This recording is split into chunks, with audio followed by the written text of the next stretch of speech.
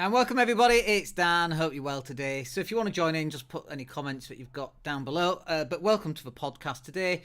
We're going to talk to you about marketing and 11 different strategies that you really need in place by now. And if you've not got all of these in place, then obviously there's a little bit of work to do. If you've not got any of these in place, you've got an awful lot of work to do. And it really starts off with your website, I always believe. So number one, let's cover that, website. If you've not got a website, the question I would ask you is, or if you've got an old, out-of-date website, the question I would always ask you is, where do your transactions take place? Where do people buy from you from? So, for example, this morning we had a potential coaching client that came on for a strategy session. They decided to sign up for some coaching, and so we send them a link. We send them to the website to transact. If you're not going to send them to the website to transact, where are you sending them? And then it's not just about transactions working off your website. I actually sent them to our Thrive Cart system that we use, which is just a link that they can use to pay. But it's not just about sending people to your website to transact business. It could be that people need credibility. Like, how are people knowing if you're still in business? How do they know if they want to work with you? And one of the things that they do is they'll go to your website, they'll have a look all around your website. And actually, let's pull up my website now. And so they'll pull up the website. Let me just share second screen. There we go. So they'll look at your website and see what's going on that website.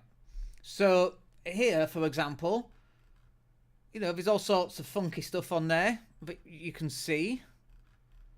Loads of reviews, blah, blah, blah, social media content. And then there are case studies, for example, latest articles. Let's go and take a look at those. You'll notice it's got some moving videos across the top there. They attract quite a lot of attention, obviously. And then look at this. So October the 6th, is that today? October the 4th, October the 4th, October the 4th, October the 3rd, October the 2nd, the 30th of September, 29th of September, the 26th of September. Lots and lots and lots of fresh content. Now, interestingly, when our content coordinators, they've posted these out, so they've all gone out on the same day, 24th, 23rd, 22nd, 21st, so there's always a lot of content that's going to go out. So what happens is that when, let's go into one, let's take a look. So when somebody goes into this, it's got the date on there, it's got a nice image, it's got the headline at the top, and every morning I write a little piece of copy. And the little piece of copy, we're going to talk about copywriting on number 3, but I write a little bit of copy every single morning. I say most mornings, 9 out of 10, I'll write a long piece of copy for whatever I'm thinking about. Usually it's during my coffee. Usually I don't know what I'm talking about because I've not had my coffee yet. But I go into this. This one's talking about making actual commitments. But while people are on and reading through this, look at what's on the right-hand side here. First of all, there are more pieces of content that people can read into. There's a little bit about me at the bottom there, and then there's a call to action at the bottom as well. So there's lots and lots of call to actions, but also on the right hand side, consistent social media presence. Do you need Facebook advertising? Do you want to book a strategy call? So what happens is that we post this out, and then we're driving traffic. So let me rephrase that. I post this out onto social media, and then we drive traffic back to the website. Once they're on the website, they go, you know what, Dan, I do want to jump on a strategy call. So here they get to apply for a 15-minute strategy session. They fill in a form, which gives me lots of information about them to make sure whether I even want to do a strategy session with them. We don't accept all of them because I don't fill any of this in. I don't fill it. I don't do the session. I'm too busy to be just doing random sessions, right? And again, a little bit of credibility down here about the podcast and so on. But this is why you should be having your website, and you'd be driving to it. And then we've got all of our content and products and services, website design, Facebook ads, coaching, online training. The podcast is up there, latest articles, case studies. We've got our affiliate system where you can sell our websites and so on. So all of that's on there. And this is what yours should be like as well. You should be having a full website so that when somebody lands on it, not only do they find out more about who you are and what are you thinking and what's going on in your world, but the questions that people want to know is, can you help me? Am I in the right place? If you want marketing, do you think you land on this website and it tells you all about marketing? Do you think they know they're in the right place? Of course they are. And so that works really, really well. So number one is just your website. If you've not got a website or it's old and it's out of date, then you definitely need to have an update on your website. Let's move on to the next one, because I could talk for hours about websites, but obviously, we've only got so much time. Next one then is email marketing, and some people seem to think that email marketing has died in some way, and that it's no longer appropriate to send emails. I still get emails. I still open emails. Sure, we're all opening less emails, and we're all definitely reading less emails. But do you think that people might open your email and do a transaction from your email? Absolutely. Interestingly, just as I'm live, by the way, we have a chap that I met last week asking to chat about marketing, right? This is how it works. This is why we market, okay? But email marketing, do you think that by sending out an email once a week, once every 11 days, once a month even, if you absolutely don't want to send emails out, at least send one a month. Keep your list warm.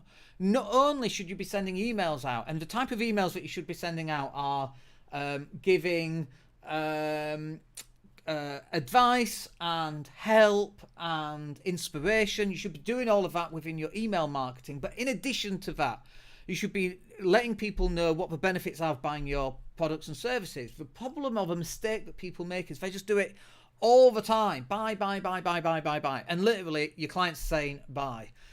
Because they don't want that. You've got to add value in your email. So this is how I would do emails. If you've not got an email system, use ActiveCampaign. Brilliant. We've got an affiliate link. If you want it, let me know and I'll send it over to you. But if I was creating a brand new email system for a brand new business, what I would do is I would write 12 emails and I would schedule those out once a month. It's raining. It does rain in Spain. I would schedule those emails out once a month. And then, at least you know that's done for the next 12 months. And then what I would do, when you get an extra bit of time, I would schedule an email in between those that you've already scheduled. So now it's going out once every 2 weeks, and that's better than nothing. But that email marketing should be a consistent effort that you're putting out there for your valued potential customers.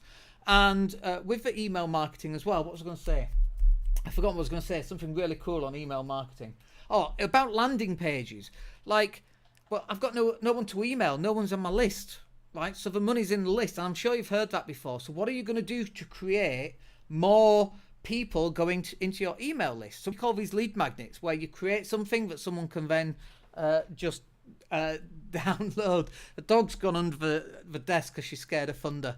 I am the dog's thunder buddy, by the way, so bless her.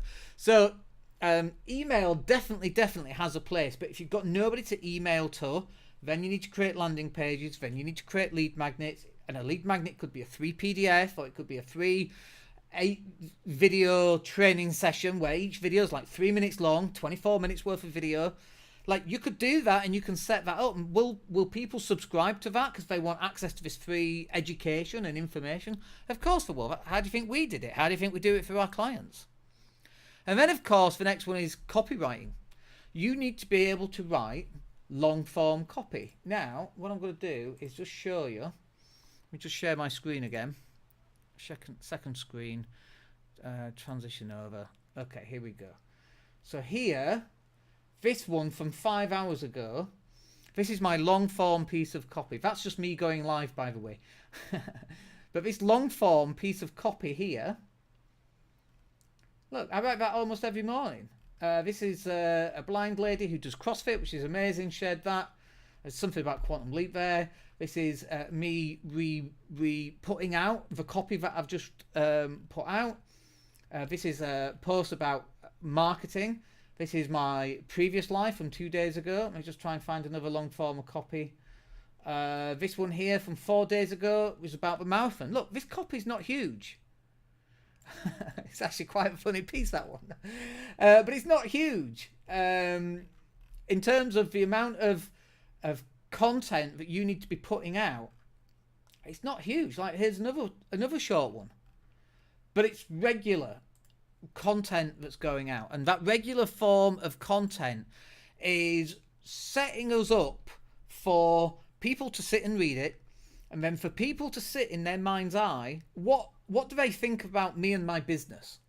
So a lot of the long form copy is usually positive, it's usually helpful in some way. Some days I have a bit of a moan about the government and the lack of government that we happen to have, or some awful thing that's going on, but I try and stay away from that. But I use that copy, and once I've got that copy, what I do is I then take that copy that I've written, goes out on social media, and I'm going to share screens again in a second. But then what I do is, go to second screen, then what I do is, so this is the long form copy that we showed you earlier, but this is what I wrote earlier. So I take the long form copy off Facebook, I put it on my website, right?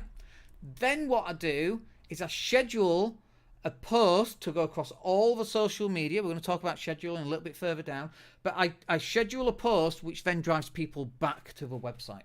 What you want to be doing is driving all these people back to your website. And what you also want to be doing is you want to be setting in the person's mind, what do I think of Dan? Do I think he's a twat?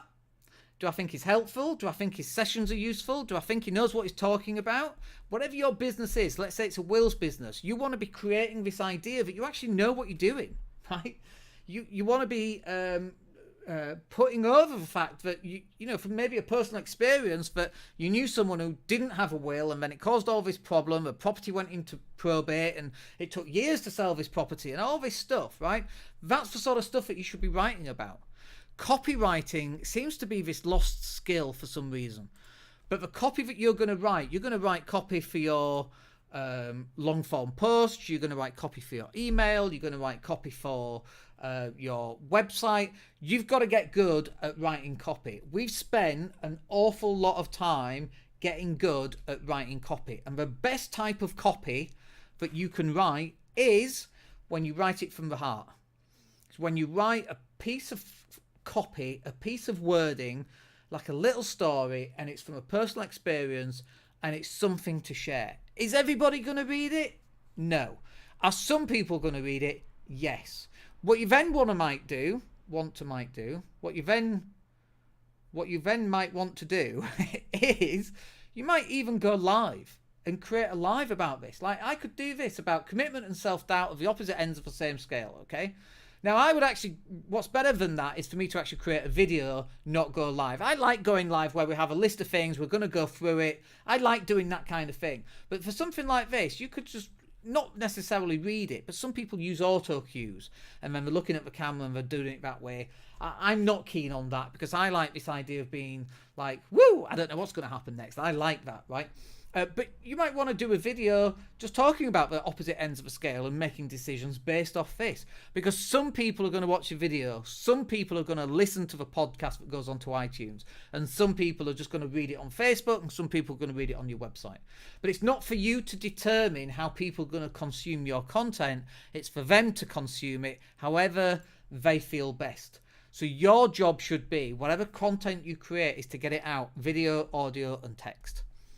God, we covered a lot on copyright there. If you've got any questions, by the way, then please ask. I'm just going to grab a quick drink, and then we're going to talk about search engine optimization. Just before we talk about SEO, actually, for one other thing I was going to say about copy is that we then go onto Google Analytics and we look at Google Analytics.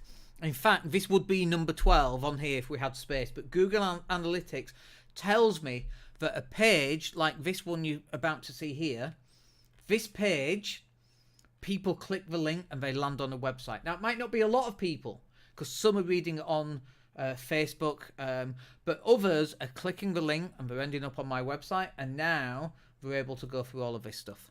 That's why it's really important that you actually create that stuff. Okay, so search engine optimization. And again, people are like, oh, email marketing, oh, that's so 1990s and the noughties. No, I'm not going to do that. That's crazy. And people say the same about SEO. Oh, no, it takes too long. No, you have to be number one and on first page for any SEO to actually work. It's total bullcrap. Get yourself onto page 5 for a start. Then get yourself on page 4. Then get yourself on page 3. Page 3 on Google, we still get results for whatever keywords that we happen to have, and we track all of our keywords. We know what pages we're on. We get people clicking from a keyword that's on page 10. People are like, SEO doesn't work. How are you getting people clicking from page 10? Because idiots like me go on to page 10 on Google, so I've gone through the other 9 pages. When I'm researching something, sometimes page 2, 3, 4, and 5 is better. Do most people click whatever's on page 1? Yes. Is that always the most appropriate thing to click on? No. Page 7, page 22, page 158. Like, we've all done it when you just click next and you keep going to see what else is coming up. And usually it's garbage by the time you get to that point. But if you're page 7 and everyone else is page 10 for a keyword that's quite hard to get onto, you're going to get people clicking on it. And so one of the things that really helps with search engine optimization, which is what SEO is, by the way, sorry, I should have mentioned that.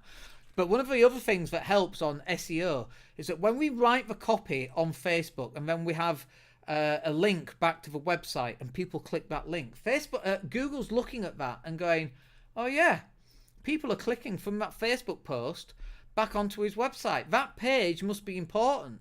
Let's add a few bits of link juice to it. Let's give it a few extra points. And it goes up on a search engine rankings.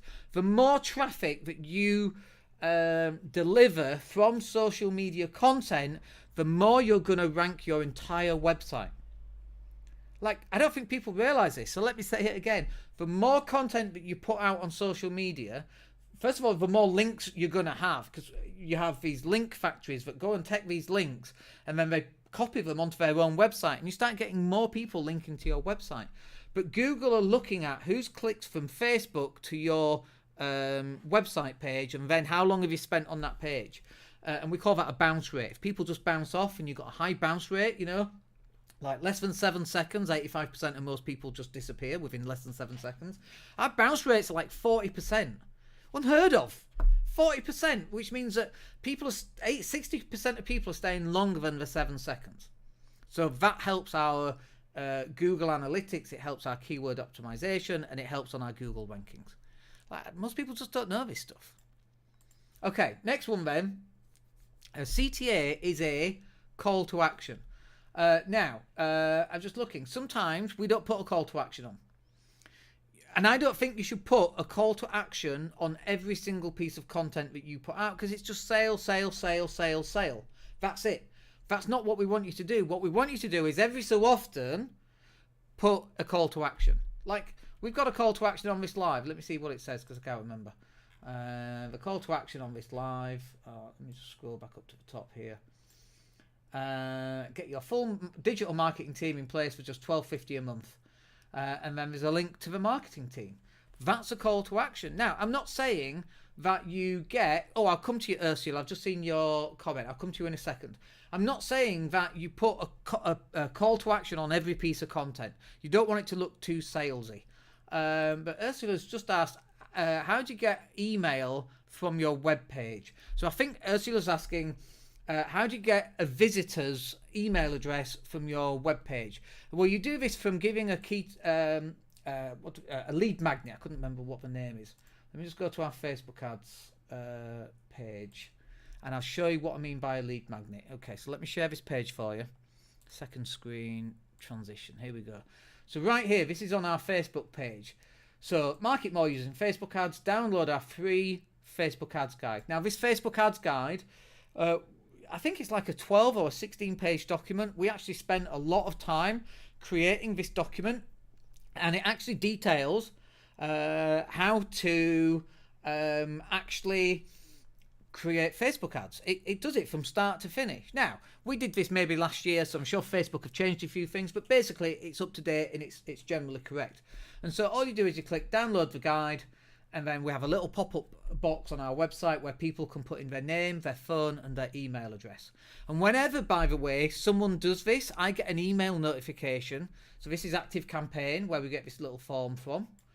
I get an email notification that says, Dan, somebody's just downloaded the free Facebook ads guide, and then I send them an email saying, hey, I noticed you just downloaded the Facebook ads guide. Do you want to jump on a call? That's it. Very, very clever, very, very simple to do. And so we use Active Campaign for our email list. We can create a web form. We can embed that web form onto a web page, and we can embed it wherever you want to embed it. If you don't know how to do that, then fill in one of our forms. Like the Work With Me form, or a book a 3 strategy session up here.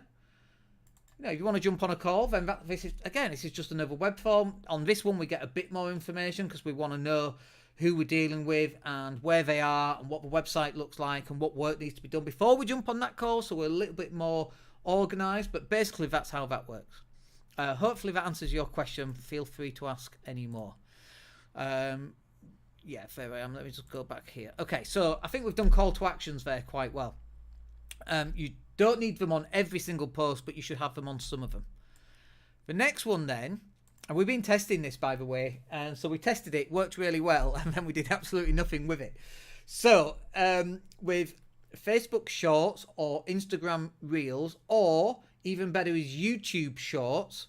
So on our YouTube channel, we were getting hardly any views on our regular content, and then we did some YouTube Shorts, which are like less than a minute long, and then we're getting like 1,000 views in a very short space of time. And then in addition, we got an increase in subscribers. So we ran this as a test, specifically on YouTube, because we had some great analytics from YouTube. And what we found was it really, really works really, really well. So what did we do?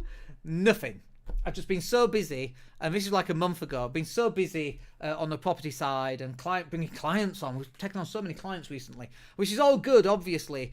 So one of the things I've actually done is I've actually written down a list of about 30 headlines for shorts. Now I just need to go somewhere and actually record them.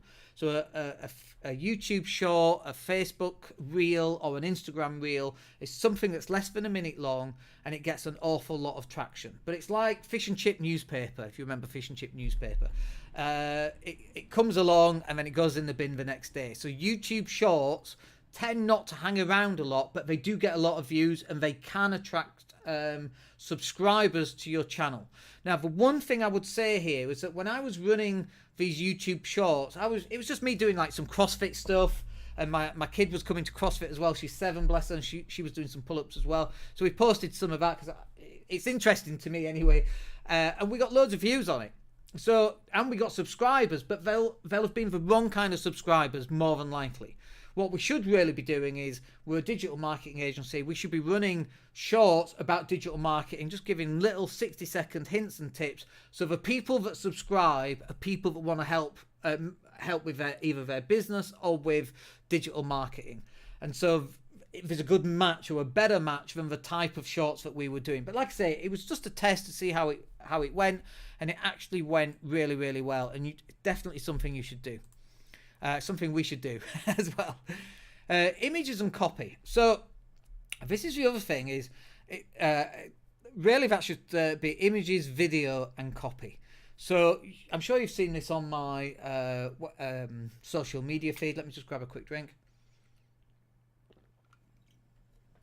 So on my social media feed, you'll see lots of videos going out, and we write copy for those videos, and we write we create images and they go out, and then we write copy for the images. And it's the same with the call to action. Sometimes we put a lot of call to actions on. Sometimes it's just educational stuff. But this stuff has to be going out on a regular basis. Your videos, your images, and your copy all has to be going out. Well, I post twice a week, Dan. It's just not enough. Like, how many adverts do you see every week? Thousands, right? Every day you're looking at thousands of pieces of content. If you're putting out 2 a week, you are lost. You are a drop in a sea of content, a droplet in a sea of content. You're just not going to get seen at all. So you've got to up your content game. And obviously this is very, very difficult to do.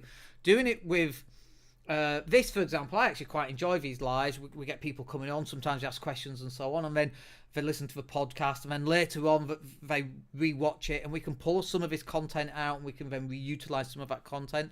But you've got to be posting consistently over a long period of time. We've been posting for years. And then that takes us on to YouTube long form. This is an example. How long have we been on for? I can't see. 26 minutes so far. I'm only on number 8. This is an example of long form YouTube videos. And what you tend to find, because we're live for, we're going to be live for 30, 45 minutes today, it means that more people, as they're on YouTube right now, they're going to get an opportunity to search through or accidentally come across your feed, and they're going to jump on and jump off, jump on and jump off. They're not going to sit there for a whole 45 minutes watching your entire 45-minute feed, but they might subscribe. And then your other videos will help you just, drive traffic back to the website, come and join your Facebook group, come and join you on social media, and that's the whole point. So doing long form YouTube videos really helps you get more people to actually see you because you're live for longer. Now also, we're live on Twitter right now. We're live on LinkedIn. We're live on Facebook right now. So the longer that we're live on all of these, the more opportunity we've got for as people are scrolling down, they might go, oh, what's Dan talking about? SEO. I need some SEO in my business. And then they click the link, and then it's all about driving more traffic. But long form YouTube videos, for stuff that works really well, by the way, is interviewing people. So if you can do a podcast where you interview people, that's awesome. And all of this really comes under the content banner, doesn't it? And so, yeah, we can break it down. Copywriting is content. YouTube shorts or Instagram reels, that's all content. Images and videos and website copy, that's all content. Long form YouTube, that's all content. Speaking at a networking event where you're on stage, that's content. It's going out to a very small group of people, if there's 30 people in the audience watching you. But content is where it's at. And one of the things that Gary Vee says, and it's really just in the last week for me, it's really kind of come home to town about what he says and how much more I'm kind of understanding that. And it's about the word attention. Attention is the word of the 2020s. The more attention you can get, the more people are going to know about it. And I was in the UK just recently, and I was listening to Radio 4 because I find I'm in that demographic these days. But they were talking about Donald Trump, and someone was writing a book about Donald Trump. And the person writing the book doesn't like Donald Trump, and Donald Trump doesn't like them, but he granted them an interview. And I thought that was really interesting. And the reason why he grants them the interview is that, if Donald's, not that he's on Twitter anymore, but if he's put something on Twitter and then it gets retweeted, that little 30-second clip goes all around the world.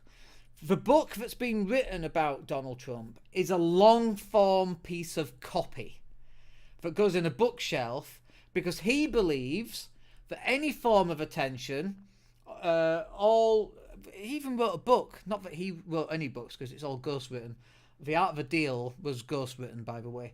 But from his point of view, any kind of content that he can get out, whether it's good or bad, any publicity is good publicity, regardless as to whether it's positive or negative. So he actually ended up granting this author an interview so she could write a load of trash about him. Because in his mind, that's attention.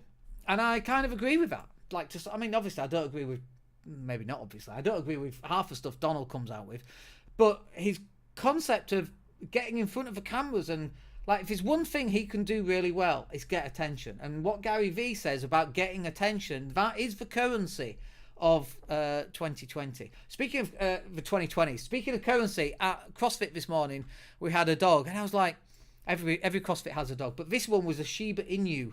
It was like It was like the meme coin. It was V-Dog. Not V-Dog, but that model of dog. It turned up. I thought it was quite interesting. But attention is where it's at. And you get attention from creating content. Now, you also get attention from paid ads. But I just want to create a differentiator between paid ads and organic content. Organic content is this. I'm not paying for this to go out. I might create an image. That might go out. I might write some wording. That might go out. That's all organic content. But that content generally goes out to people who already knows who I am, what I do, and they will read that. Doesn't go out to people who don't know me. Paid adverts are designed, or should be designed, to go out to people who've never heard of you. And they should entice the person who's seen your stuff to come and meet you, either virtually, on lives, or in a Facebook group, or to subscribe, or come to a networking event where you're speaking at, or that kind of thing. So Facebook ads is designed for those people who haven't heard of you. You send them to a lead magnet where people can download stuff. You don't really want to be sending paid adverts to people who've already heard of you, but there's a caveat on that. This is the caveat. You can run retargeting adverts. So, for example, we're getting loads of website visitors at the moment. We're probably 30% up on last quarters in terms of just website visitors. We're doing a lot of work to drive traffic. What we can do is we can run a Facebook ad to somebody who's been on our Facebook ads page, for example. Or we could run a Facebook ad to someone who's been on our business coaching page or our digital marketing pages. We can run a very specific advert to a very specific person who's already been on our website. So really, they're the only times we would run Facebook ads to people who already know us, and that's just to get them back on a website. Because think about it, how many times have you been on someone's website and not bought, and then you see the handbag of a shoes, of a jacket, of a digital marketing product, and then you see it come up on your timeline again, you clicked it and then bought. I sometimes click things because I know that it's going to come back on my timeline again. It's just the way that it works. But organic content should be for people who already know who you are. Paid adverts are for people who don't know who you already are. And then finally, we get to scheduling. Now, you've got to schedule all the content that you're creating for people. And if you're not scheduling that content, what are you doing with it? What was the point of creating it in the first place? Now, this is a problem. Not only does it take time to create the content, does it take time to edit the content, to embed it onto a website, to create the web forms, to create the lead magnets, to create the videos. All this stuff takes an awful lot of time. But not only that, once you've actually created all that stuff, you then have to schedule it out onto social media. Now, there's a couple of options for you. You can use Hootsuite. We use Sendable, by the way, which is really cool. Use our affiliate link if you're thinking about using Sendable, obviously, right? I will give you a bit of a hand with it if you use our affiliate link. But and just drop me a PM if you want that, and I'll send it over to you. But the scheduling, it's all right creating content. That's only 50% of the work that you need to do. How are you going to actually get the content out in front of all your customers? And so you should also be scheduling the content to go out. And then one of the really cool things about Sendable is that you can actually set it to repeat every 4 weeks, every 6 months, every 3 years, however long that happens to be. You can actually set it up to repeat so that you can schedule it once, and then you can repeat it every 38 days, whatever that's going to be. That's a really nice little feature, and it just saves on having to schedule all this content that you're creating. Now, obviously, for many people, it's just too much, and I get that. It's absolutely just too much. So this is the call to action. We can't do this and not talk about call to actions, can we? Like number 5 was call to action. So your call to action is to click the link down below and go and take a look at our full marketing team. And we do all this stuff. Facebook ads, Google ads, LinkedIn ads, all your images created, all your videos created. We designed brochures, Google Analytics installed, all your videos are edited. You go live and stand on stage for 45 minutes, we'll edit that video and we'll pull out 5 or 6 pieces of content that you can then reschedule, but we'll reschedule for you. We create your leaflets, your business cards, your sales of marketing funnels, all your email marketing follow-ups, all your websites designed, search engine optimization, marketing strategy and advice. You get to go on calls with me, and it's just for one simple price. Take a look at that. That's the call to action. We're not going to spend too much time on that. But there you go. We had one, even though we don't spend a lot of time on it. So look, I hope that was useful. Thanks for joining us today. We went for a good 35 minutes there. If you've got any questions, tap it in the box down below, and I'll catch up with it later on this afternoon because I need to take the dogs out, as you do. This is 2022, folks. We all work from home. So look, hope that's useful. We'll catch up with you soon. My name's Dan Latto. Take care.